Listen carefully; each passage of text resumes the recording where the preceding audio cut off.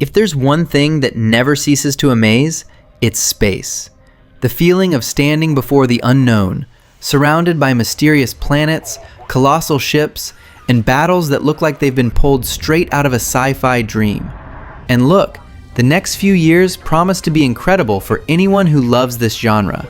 From galactic adventures full of exploration to adrenaline-pumping interplanetary combat, 2026 and 2027 are bringing some of the most ambitious titles we've ever seen.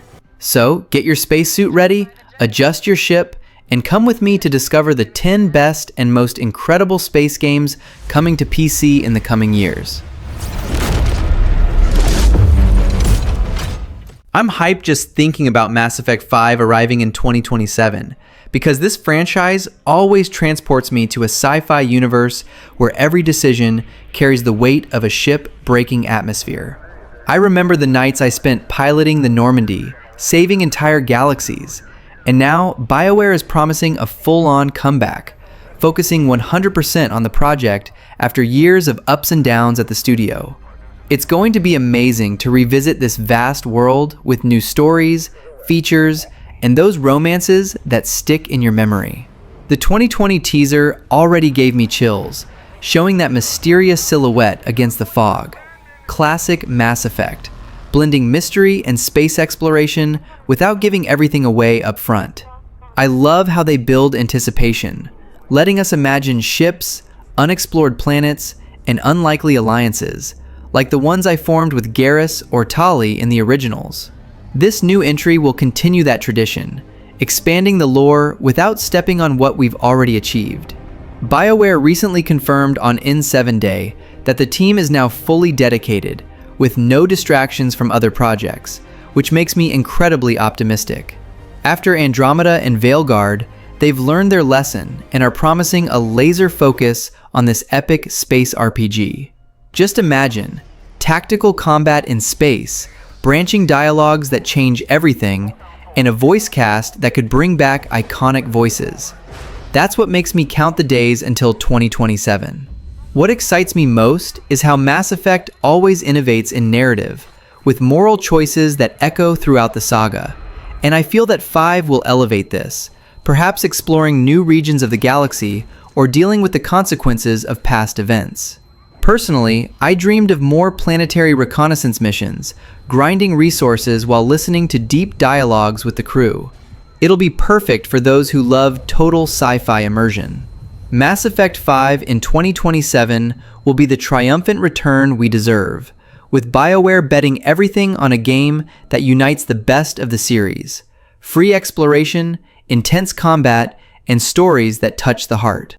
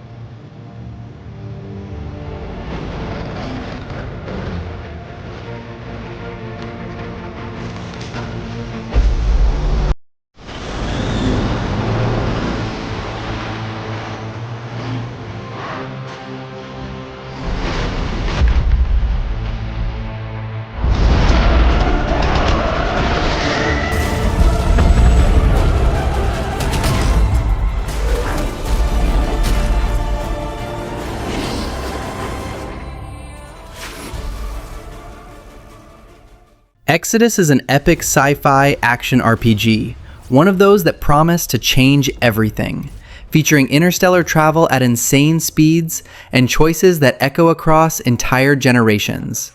I'm already imagining the sleepless nights exploring alien worlds. The protagonist is June Aslan, a salvager who becomes a legendary traveler, hunting for celestial relics to save humanity from certain extinction. He's the son of a famous explorer and a celestial, which adds a personal touch to the story. I feel like I'm living this journey of a renegade from the stars, returning home only to find that time has dilated everything around me. That feeling of loss due to relativistic travel hits me every time I think about it. The combat is insane, featuring a unique gauntlet that fuses alien tech to blast enemies, manipulate the environment, and even create platforms in real time. Imagine punching the ground and making the earth explode beneath monsters, or fighting a giant robot bear hand to hand. It reminds me of those beat-em-up moments I love, but in a hard sci-fi universe. I'm already practicing the combos in my head for when I pick up the controller. The universe is set 40,000 years in the future, with mutated humanity, dominant celestials, bioengineered changelings, and a phenomenon called the Rot that devours everything. Travel through living planets with interstellar gates, and face threats ranging from monstrous beasts to political factions. I love how it mixes Metroidvania exploration with deep narratives, making me feel small in the cosmos, but a giant in my choices. If you enjoy sci-fi like Mass Effect with an interstellar twist, this will be mandatory. Let's wishlist it and dream big. The fight for survival has consequences. How far are you willing to venture? How much are you willing to sacrifice to save your world?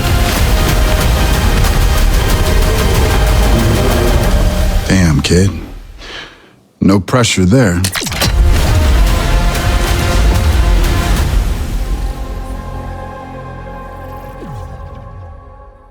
Star Citizen is that monster project of space simulation that many treat like an urban legend, but you can play it today in alpha version.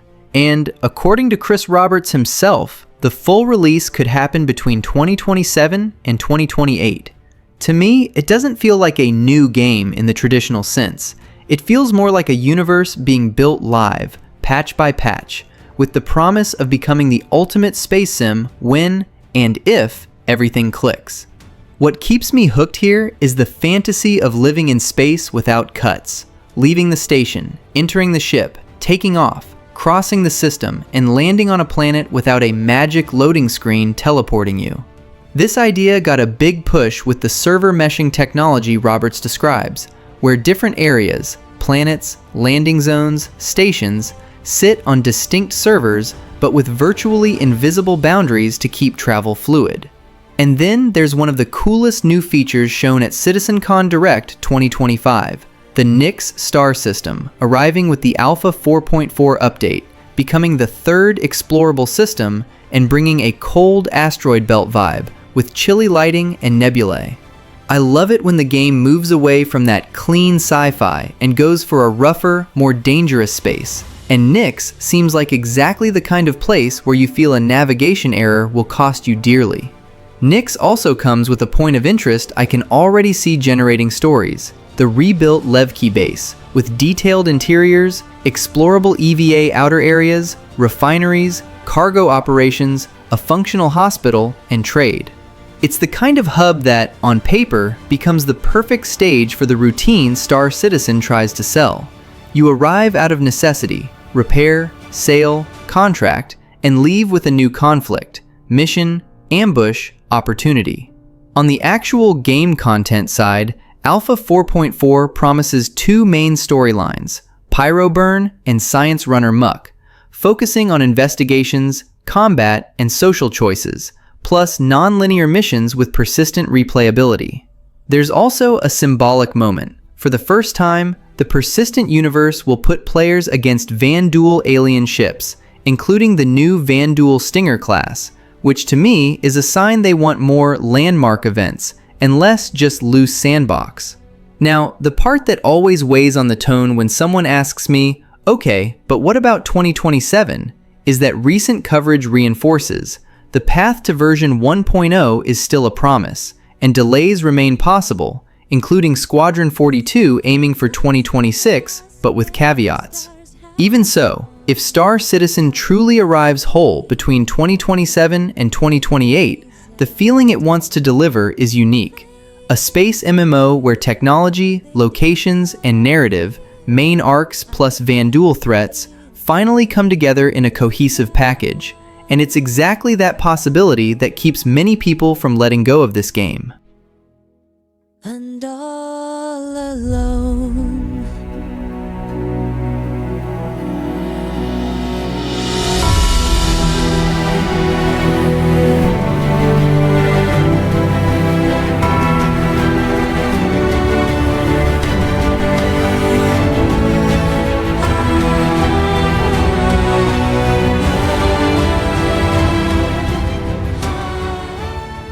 Intergalactic, the Heretic Prophet, is a new space IP from Naughty Dog, and according to the most solid reports, the realistic expectation is for it to arrive in 2027, with sources saying not to expect it in 2026. However, after the massive divide that The Last of Us Part 2 generated, including waves of review bombing and accusations of agendas, it's understandable why the excitement now comes with the handbrake pulled. What is known officially, or semi-officially via coverage and interviews, already points to the tone.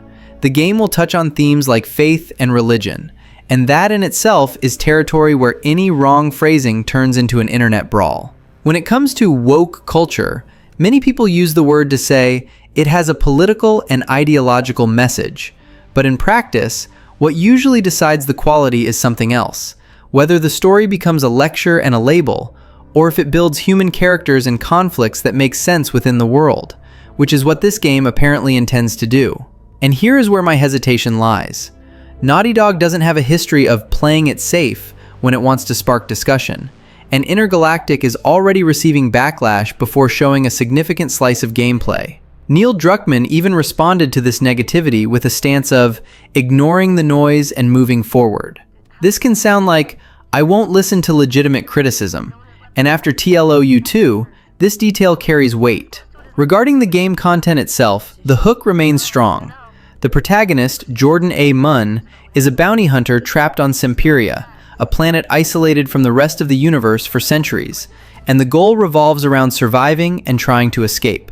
But for this to work without becoming woke for the sake of being woke, in the eyes of those already skeptical, Naughty Dog will need to show that the gameplay supports the experience, not just a pretty trailer and catchphrases about faith, identity, and society. So, the most honest way to talk about this game today is controlled expectation, watching for signals.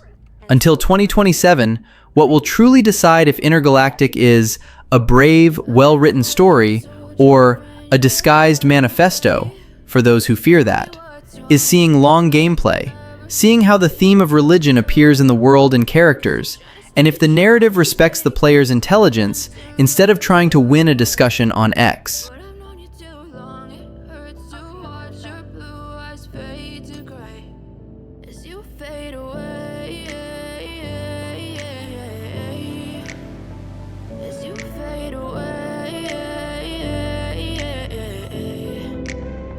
Yeah, I'm about to fade away, cause every time I wake up I feel like it's Monday. Something's going wrong with all the chemicals up in my brain. All of a sudden I don't look at anything the same way. Gotta build up of my thoughts sitting in an ashtray. I'm sorry that I'm so inconvenient, okay. Just let me be me and I'll stay out of your way. I can see the way you look at me, I'm such a disgrace. I never really asked to be brought into this place. You wanna love me? Well then baby have a taste. All the highs and the lows, no you'll never be the same. I don't really wanna hurt you but I can't control the pain. If you're sticking by my side, maybe we could be okay. Okay, maybe you could be the change I need today. I promise that I've never felt this way. I really hope that you will choose to stay through all the pain. I know you told your friend you're not okay, and tell me what's wrong and why you never said you felt that way.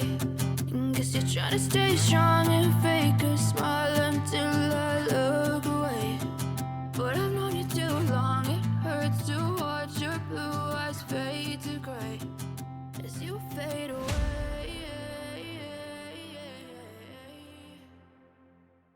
The Expanse, Osiris Reborn, is a third-person action RPG set in the Expanse universe, focusing on choices, crew, and political intrigue in the solar system. And even aiming for 2027, as you want to approach it, it is still officially listed as coming soon in stores. The vibe it gives me is Mass Effect with gravity and cynicism, but without the glamour. Here, trust is a rare currency, and everyone has an ulterior motive. One thing that can already be set in stone from official material is the starting point. You play as a Pinkwater security mercenary on leave in Eros, until the station enters quarantine and cuts your contact with the outside world, throwing you into the middle of a conspiracy that scales to the entire system. I like this kind of beginning because the Expanse has always worked well when the story starts from a small incident and snowballs into a geopolitical mess, and Eros is exactly a name that carries weight in this universe. The game also makes it clear that you will create and customize your captain with Earth, Mars, or Belt origins. And this isn't just cosmetic. The promise is that your choices and the pressures on them will mold your story. To me, the most interesting thing here is that in the Expanse, social origin isn't background lore. It's a reason for prejudice, alliances, and practical conflicts. So if the RPG uses that in dialogues and consequences, it already wins points.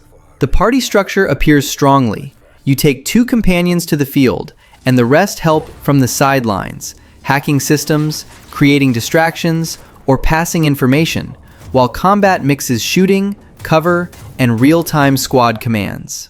This excites me because it fits the competent crew fantasy, everyone doing their part of the plan, but I'm also cautious. This type of system only shines if the AI and balancing are solid. Otherwise, it just becomes ability noise on the screen. On the exploration side, the official text promises a very Expanse-like solar system, from domed gardens on Ganymede to crowded slums on Ceres, plus complexes in the Belt, Mars, and Luna, with interactions involving skills, conversation, and impact on the outcome. It's exactly the kind of setting I want in a game with this license, because the Expanse is about places with real social tension, not just pretty planets. And the game seems to understand this by calling these locations reflections of a fragmented humanity. Now, being very personal, I'd go into Osiris Reborn with controlled excitement until I see a large chunk of gameplay and a complete mission without clever trailer cuts. Owlcat is strong in systems and narrative, but here they are promising a third-person action RPG with tactical shooting and heavy decisions. And that's the kind of combination that, if it fits, could become one of the best space games of the year. If it doesn't, it just becomes a guided tour through incredible settings.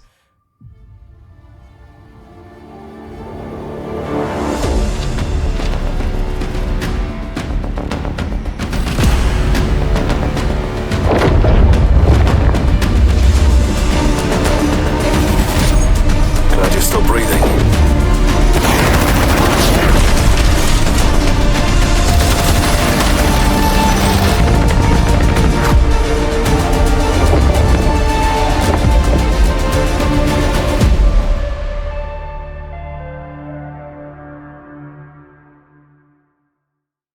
Squadron 42 is set to arrive in 2027, and it's impossible not to feel a chill down my spine just thinking about this release. After more than a decade of development, the game has finally entered the polishing phase, with all main missions already playable from start to finish, which means the dream of living a cinematic space campaign is closer than ever. The game takes place in the Star Citizen universe, but is a completely independent single-player experience, focused on an intense and branching narrative. You start as a young UEE Navy recruit, climbing from gunner to fighter pilot, facing threats like the Vanduul, a hostile alien race, and interacting with a crew full of personality, where your choices shape the course of the story. The promise is of over 40 hours of gameplay, with a mix of space combat, exploration, and decision-making that affects the fate of your crew and the universe around you. The feeling of being aboard a giant ship, receiving missions, and living the tensions of an interstellar conflict seems to be something unprecedented for the space genre. The level of detail promised is impressive. From ship piloting, which is intuitive yet challenging, to first-person combat and crew interactions, everything was designed to create a cinematic experience without loading screens. The game wants to make you feel part of an epic story, where every decision matters and every mission can be decisive for the future of humanity. Expectations are through the roof, mainly because Squadron 42 could be the biggest AAA space game of next year, with a colossal budget and a team seeking to raise the standard for sci-fi game narratives. After so many delays, seeing this project nearly finished is exciting, and everything indicates it was worth every minute of the wait. Those who enjoy engaging stories, space combat, and total immersion in a rich and detailed universe will find something special in Squadron 42.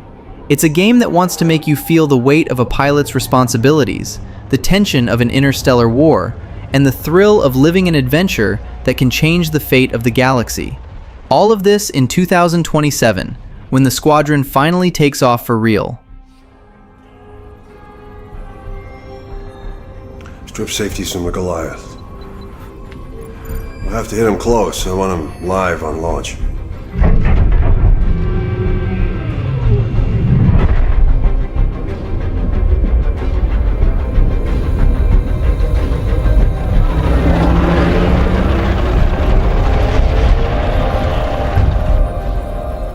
What are they waiting for?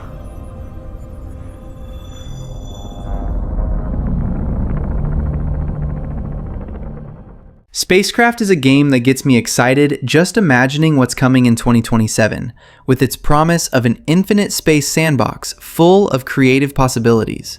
Developed by Egg Hatcher, it combines elements of No Man's Sky and Minecraft in a procedurally generated universe, where you build custom spaceships, explore alien planets, and manage colonies in real time, all with cooperative multiplayer for up to 8 players.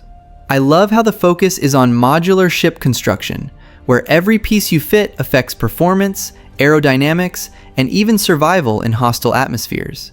You start on a basic planet, mining resources, crafting tools, and expanding your base, but soon head into deep space, discovering unique biomes, wild creatures, and anomalies that challenge your engineering. What wins me over personally is the organic progression. Without forced linear missions, you decide if you want to be a lone explorer, a mega base builder, or a multiplayer fleet leader, dealing with mechanics like oxygen, fuel, and realistic gravity. Recent updates already show planets with living ecosystems, orbital space stations, and combat against pirates, all running in a persistent world that evolves even offline. Exploring a gas giant with your homemade ship, adjusting thrusters to avoid falling into a storm, or mining asteroids while defending against enemy drones. These are the hours I know will get me hooked. Procedural generation ensures each session is unique, with billions of combinations of terrain, weather, and resources, perfect for those who love total freedom in survival crafting. Slated for release in 2027 after years in early access, SpaceCraft seems ready to explode as the next indie space hit, especially with its support for mods and constant updates adding new construction tools and biomes. It's the kind of game that turns sleepless nights into epic interstellar journeys, and I can't wait to test my insane creations. If you like shaping the universe your way, with friends or solo, SpaceCraft will give you that feeling of pure conquest in 2027.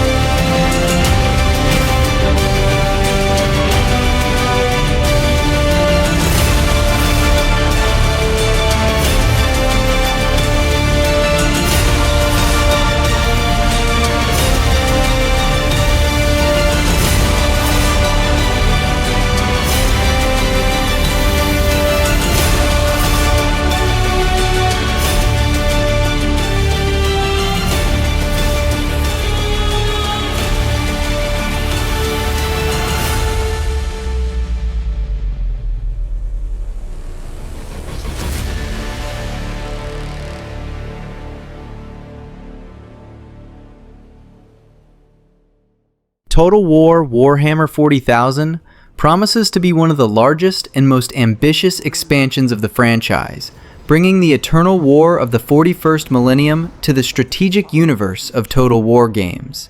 The release is planned for 2027, possibly between the second and fourth quarters of the year, and it has already generated great anticipation among strategy fans and the Warhammer universe.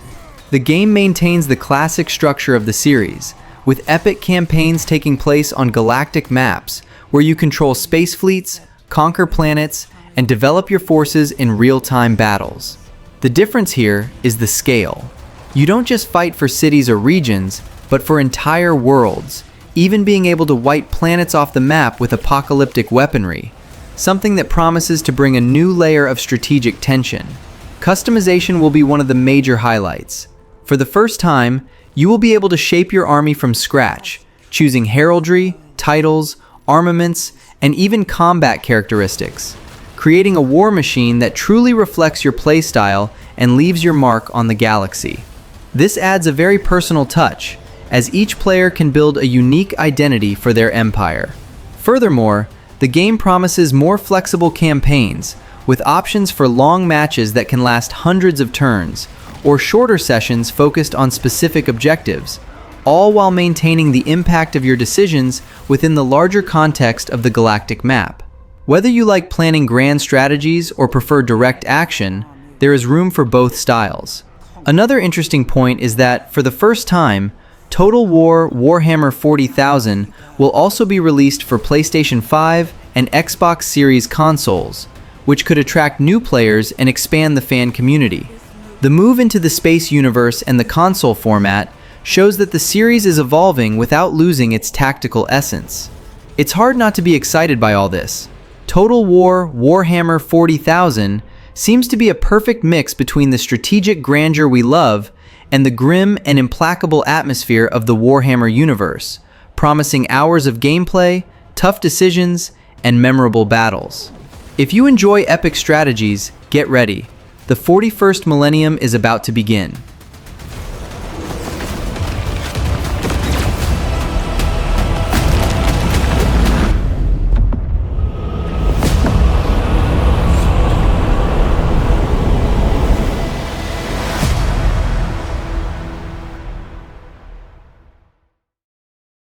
Let me tell you about Saros, this space game that's making me super anxious and is set to explode in 2026 on PS5, or maybe with a delay into 2027, but the hype is already up there.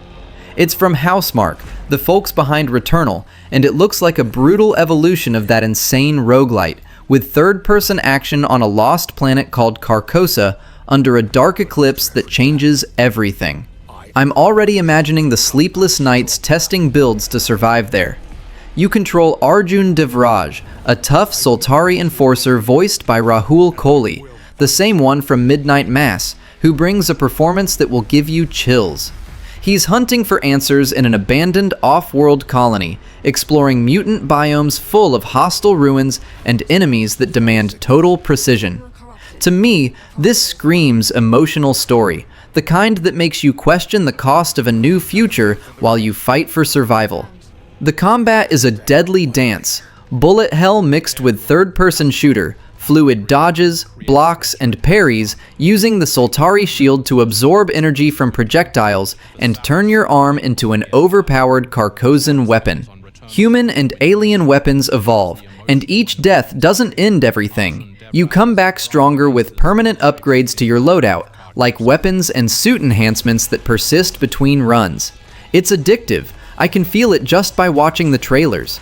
Exploring Carcosa is what gets me. The world changes with every death, with Soltari holograms revealing the planet's lore and past events, creating a deep narrative and a roguelite with progression that rewards your stubbornness. Epic bosses test every skill, and the second chance system ensures you always have a window to turn the tide. No empty frustration here. Every failure empowers you more. Developed since 2022 with a budget of tens of millions of euros using Unreal Engine 5 and with help from Nixes on art and gameplay, Creative Arts on sound, and XDev. Announced at the February 2025 State of Play, it had gameplay trailers in September and at the Game Awards, with a confirmed release for April 30th, 2026 on PS5 and PS5 Pro, delayed from March to polish everything and exceed their vision.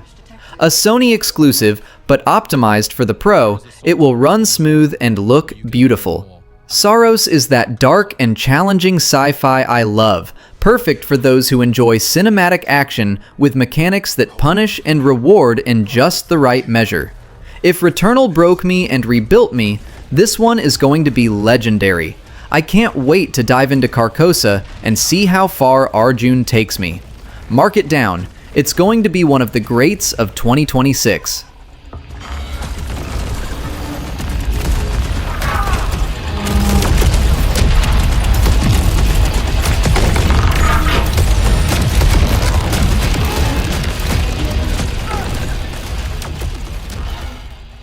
Let me share with you the hype that Fragile Existence is causing me. This space survival RTS that's arriving around 2026 or 2027 on PC via Steam, and it's been on my wish list for a long time. It's from Fragile Continuum, a British indie studio led by solo dev Lee Harris, published by Hooded Horse, and it mixes tense star system exploration, 3D planet base building, and real-time combat in a dark sci-fi universe in the year 2713. Imagine commanding the last human fleet fleeing an alien threat that destroyed Earth. It's pure Battlestar Galactica in strategy form, and I love that us against the universe vibe. The story really grabs me. After the annihilation of Earth and nearby territories by an implacable enemy force, you lead survivors on a desperate journey through procedural galaxies, scanning stars, mapping routes, and deciding which planets to land on without becoming food for hostile factions. It's slow and tense, with a focus on the journey. Like every system is a calculated risk, and I already feel the pressure of managing resources while the threat hunts you relentlessly. No empty epic wars. Here it's pure survival, and that makes me want to binge it for entire nights. The gameplay switches seamlessly between space and planetary surfaces. On the macro level, you manage fleets via warp gates, explore systems like in Homeworld, and negotiate or fight with surviving colonies. On the micro level, you descend to planets to mine, build outposts, deploy workers, and engage in tactical battles with real projectile physics, improved AI, and modular ship systems. Recent 2025 updates show real progress in ground combat, cargo between capital ships, faction politics, and living atmospheres with human ruins. It's incredibly ambitious, and seeing this evolve makes me proud of indies like this.